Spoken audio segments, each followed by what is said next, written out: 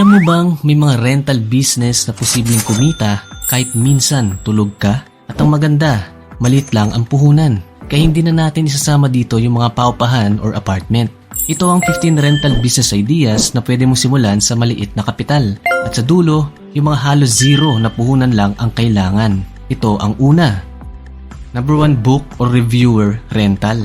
Maraming estudyante, especially nursing, engineering at mga reviewees, ang gumagastos ng mahal para sa books at reviewers na minsan isang semester o ilang buwan lang naman gagamitin. Kaya instead na nakatambak lang yung old books, reviewers, board exam materials o textbooks mo sa bahay, pwede mo itong iparent sa mas murang presyo kaysa bumili sila ng bago. Pwede rin dito ang novels, comics, fiction books at pocket books kung mahilig ka sa mga ganon. Posible na panimulang puhunan dito ay around 3,000 hanggang 15,000 pesos.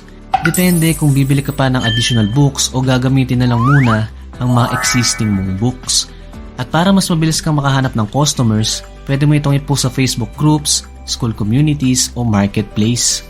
Number 2, tech gadget rental. Pwede ka rin magpanent ng mga existing mong gadgets at kagamitan tulad ng tripod, phone holder, ring light, portable wifi at power bank. Especially para sa mga students, content creators, freelancers at even tourists kung malapit ka sa mga pasyalan.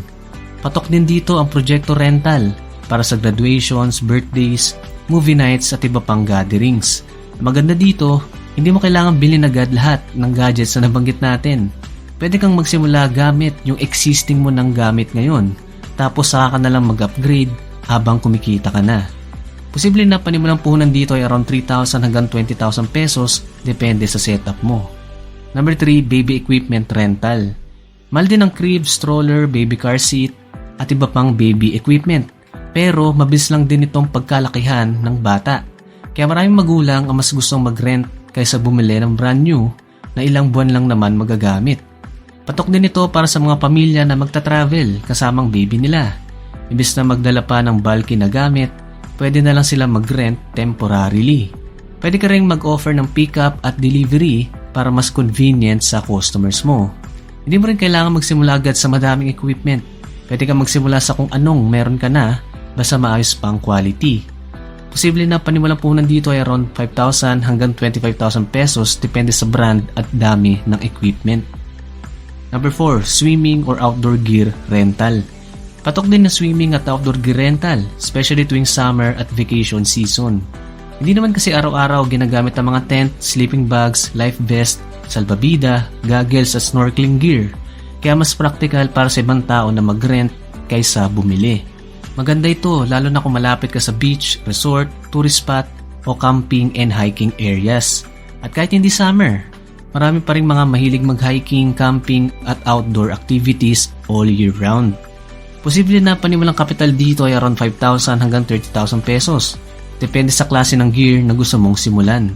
By the way, goods ba ang rental business ideas natin so far? At later, meron pa tayong halos zero puhunan na business ideas. Next, number 5, medical equipment rental. Maraming pamilya ang nangangailangan ng wheelchair, nebulizer, oxygen tank, stretcher at iba pa. Pero kadalasan temporary lang naman itong gagamitin. Imbis na bumili ng mahal, mas practical para sa iba ang mag-rent na lang.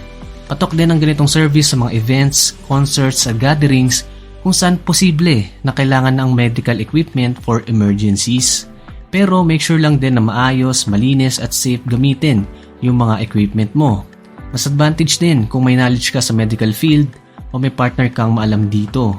Pwede ka rin magsimula sa mga basic pero high demand habang tinetest mo pa yung market. Posible na paniwalang puhunan dito ay around 10,000 hanggang 50,000 pesos depende sa equipment na gusto mong simulan. Number 6, cooling equipment rental. Mainit ang panahon sa Pinas, kaya malakas din ang demand sa mga cooling equipment rentals. Dito papasok ang mga electric fan, industrial fan, air cooler, portable aircon at iba pang gamit na pampalamig. Patok ito sa mga weddings, bazaars, outdoor events at iba pang gatherings, lalo na kapag summer season. Pwede mo rin dagdagan ng cooler o icebox rentals para sa outings, beach trips at camping.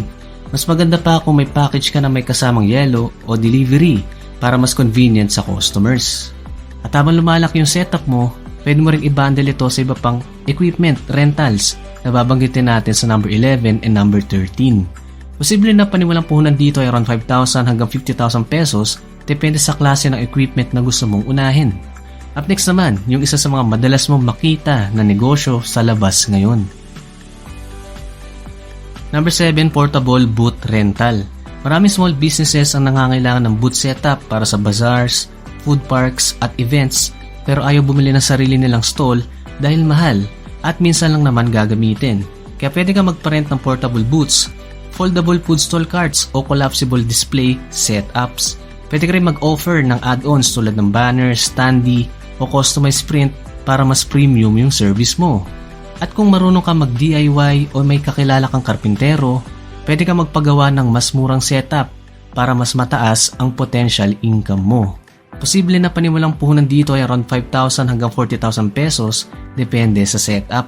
Pero bago tayo magpatuloy, kung gusto mo lagi updated sa ganitong content, like and subscribe at pakit na rin ang notification bell. Salamat! Number 8, tools rental. Hindi lahat bumibili ng mamahaling tools tulad ng drill, grinder, ladder at welding machine. Lalo na kung minsan lang naman ito gagamitin.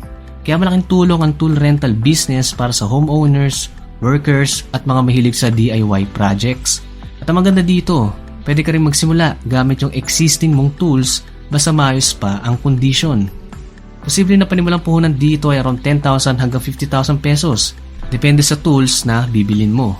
Number 9, bike rental. Patok din ang bike rental sa parks at tourist spots, lalo na tuwing weekends at bakasyon season. Kahit ilang bike lang munang meron ka, pwede na itong maging dagdag income. At kahit wala ka sa tourist spot, posible pa rin itong kumita. Sa lugar nga lang namin merong 2 bike rental business at ang target nila mostly ay students. Pwede rin itong maging useful malapit sa offices at working hubs kung saan may mga gumagamit ng bike for personal use o sideline deliveries. Need mo lang din isipin ang maintenance at safety dahil posible ang mga aksidente. Kaya mas maganda kung may malinaw kang rules, designated area kung saan pwede gamitin at required ang helmet at proper gear. Posible na paniwalang puhunan mo dito ay around 10,000 pesos hanggang 50,000 pesos. Depende sa dami at klase ng bike mo.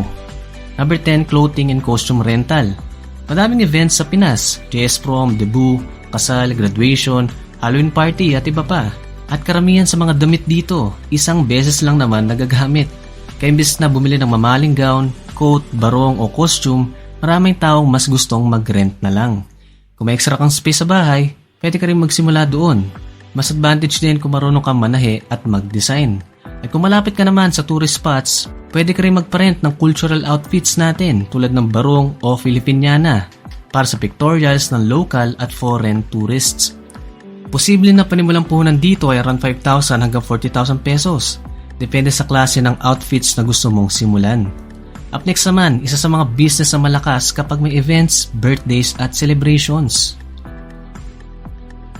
Number 11, backdrop and event design rental. Uso ngayon ang mga Instagrammable setup para sa birthdays, baby shower, weddings at iba pang events. Ang maganda dito, reusable ang mga backdrops, arches at decorations kaya pwede mo itong pagkakitaan ulit. May pinsan nga ako na naging side business niya to. Siya mismo ang gumagawa ng mga backdrop at designs tapos ino-offer niya online. Ang pagkakatanda ko nga nag-start lang siya sa birthday ng pamangkin niya tapos eventually dumami na rin yung customers. Mas makakatipid ka rin kung marunong ka mag-DIY o gumawa ng sarili mong designs. Posible na panimulang puhunan dito ay around 5,000 hanggang 35,000 pesos depende sa materials at setup mo. Number 12, study space rental. Dahil maraming students, freelancers at work from home setup ngayon, patok din ang study space o mini co-working space business. Kahit maliit na room lang na may wifi, mesa, electric fan at charging area, pwede mo ng pagkakitaan lalo na kung may extra space kayo sa bahay. Pwede ka rin mag-offer ng promos tulad ng free coffee, snacks o discounted rates para sa mga weekly o monthly users. Importante lang na kahit simple yung place mo, malinis, tahimik at cozy pa rin yung environment para ganahan silang bumalik. At habang kumikita ka, pwede mo na lang unti-unting i-upgrade yung setup mo tulad ng aircon, mas magandang chairs o ibang products na pwede mo ring ibenta sa loob. Posible na panimulang puhunan dito ay around 10,000 hanggang 40,000 pesos depende sa setup mo. Number 13, event and party equipment rental. Taon-taon marami tayong events at kasiyahan. kaya malakas din ang demand sa event at party equipment rentals. Dito na mapasok yung mga tables and chairs, speakers, lights and sounds, microphone at syempre yung all-time favorite ng mga Pinoy, video okay. Pero bukod dyan, nauso na rin ngayon yung mga party game rentals tulad ng arcade machines, game booths, card games at board games para sa events at parties. Hindi mo rin kailangan bumili agad ng madaming equipment. Pwede kang magsimula sa small setup muna o gamitin yung existing mong gamit habang unti-unti kang nagre-reinvest. Posible na paniwalang punan dito ay around 10,000 hanggang 50,000 pesos depende sa setup mo. Okay, ito naman yung mga halos zero puhunan na rental business ideas. Number 14, rental middleman or agent. Hindi man ito direktang pagpaparenta ng produkto, pero pwede ka pa rin kumita bilang middleman o taga-connect ng customers papunta sa mga rental businesses kapalit ng commission o flat fee. Halos wala kang kailangang puhunan dito dahil connection, laway at diskarte ang pinakapuhunan mo. Pwede kang maghanap ng customers tapos i-connect sila sa mga nagpaparenta ng trucks, construction equipment at iba pang rental services.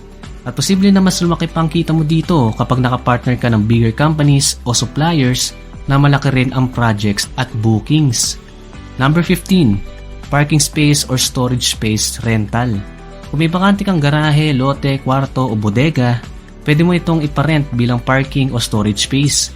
Simpleng negosyo ito pero pwedeng maging consistent na income buwan-buwan, lalo na kung nasa magandang location ka.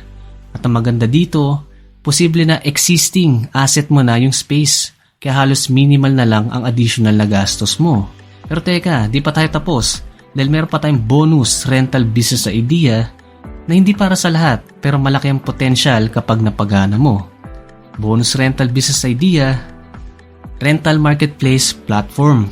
Kung marunong ka mag-code o may technical na partner ka, pwede kang gumawa ng rental marketplace platform. Parang app o website kung saan pwede magparent ng tools, gowns, cameras at iba pa. Kumbaga parang Shopee o Lazada pero ang focus mo ay puro rental items. Hindi man ito technically low capital, pero posible pa rin mapababang initial na gastos mo kung ikaw mismo ang gagawa. Pero syempre nangangailangan nito ng matinding oras, tamang system at technical skills. Now, paano kung hindi ka naman techie? Hindi mo kailangan gumawa agad ng app o website. Pwede ka magsimula muna sa Facebook page, Facebook group, Google form o simpleng landing page para i-test kung may demand talaga. Kapag nakikita mong gumagana at dumadami ng users o customers mo, saka mo unti-unting gawin or ipagawa yung full platform o marketplace app. At mas maganda rin kung magpo-focus ka muna sa isang niche. Halimbawa, puro wedding-related rentals muna. Sa mga rental business ideas na nabanggit natin dito, anong gusto mong simulan or ano ang nasubukan mo na? Comment down below. At kung gusto mong ayusin ang financial life mo mula utang, income at ipon, panoorin mo na itong susunod na video sa iyong screen. Click mo na. Watch now.